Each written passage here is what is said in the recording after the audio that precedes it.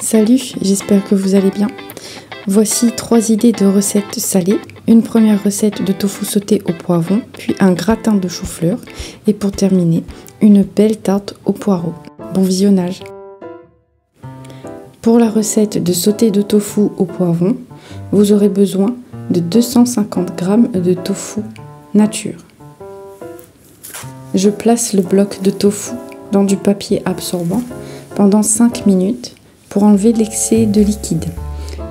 Sauf que moi je vais doubler le papier parce qu'il y a vraiment beaucoup de liquide à l'intérieur.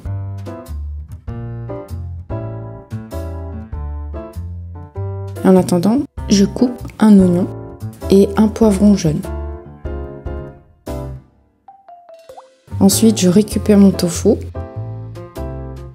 Et comme vous pouvez le constater, le papier est bien trempé. Et si on appuie légèrement sur le tofu, il n'y a plus de liquide.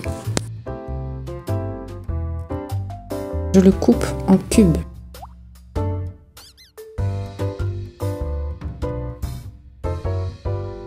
Je place le tofu dans une assiette.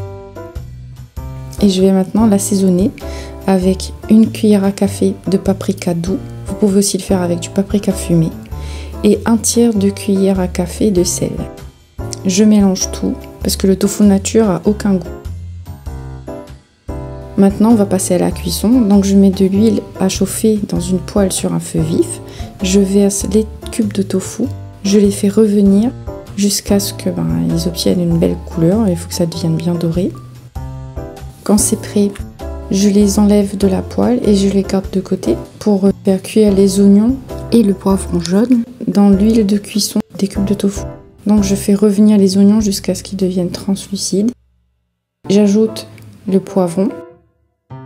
Il faut faire revenir le tout environ 5 minutes, toujours sur un feu vif. Ensuite, il faut ajouter les cubes de tofu. J'ajoute 2 cuillères à soupe de sauce d'huître, 1 cuillère à soupe de sauce de soja et pour finir, 1 cuillère à soupe de vinaigre balsamique. Je fais revenir encore le tout. Puis j'ajoute une pincée de poivre et de la ciboulette et je mélange une dernière fois. Et maintenant, c'est prêt à être servi. Regardez-moi ces belles couleurs, ça vous donne pas envie de le manger ce plat? Pour la recette du gratin de chou-fleur, j'ai utilisé des choux-fleurs qui sont surgelés. Donc j'ai pris une casserole. J'ai mis une grande quantité d'eau, j'ai ajouté 800 g de chou-fleur. J'ai mis du sel, parce que le chou-fleur ça n'a pas de goût du tout, et je laisse bouillir jusqu'à ébullition. En attendant, je vais préparer la béchamel à côté. Il y aura besoin de 25 g de beurre, qu'il faudra faire fondre sur un feu doux. Lorsque le beurre est fondu, il faut ajouter 25 g de farine, puis il faut mélanger, bien mélanger jusqu'à ce qu'il n'y ait plus de traces de farine. Vous obtenez une pâte un peu épaisse comme ça. Il faut ajouter 250 ml de lait et en même temps mélanger. On ajoute ensuite 3 cuillères à soupe de crème entière pour une béchamel bien gourmande.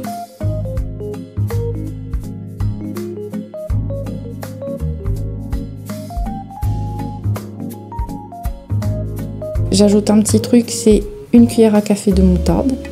Je mets 1 cuillère à café de sel. Je mélange.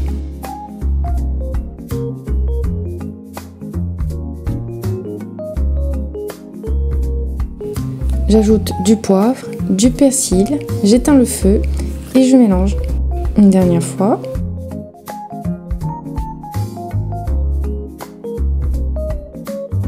Et ma béchamel est prête.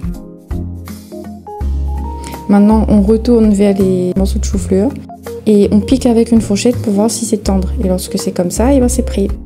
Il faut enlever les chou-fleurs de l'eau, les verser dans un moule à gratin. Si vous trouvez que vos morceaux de chou-fleur sont trop gros, coupez-les. Puis, on verse la béchamel qui a été faite au-dessus, partout. On mélange pour que ce soit équilibré au niveau de la béchamel, qui en est bien dans tout le moule. On ajoute une bonne quantité de fromage râpé.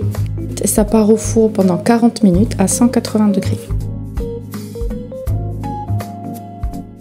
J'ai ajouté du persil au-dessus. Le gratin est prêt à être dégusté et il était vraiment délicieux.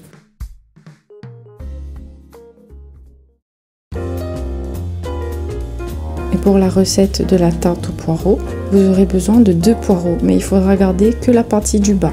Donc on coupe tout finement et il faut un oignon rouge qu'il faut hacher finement aussi.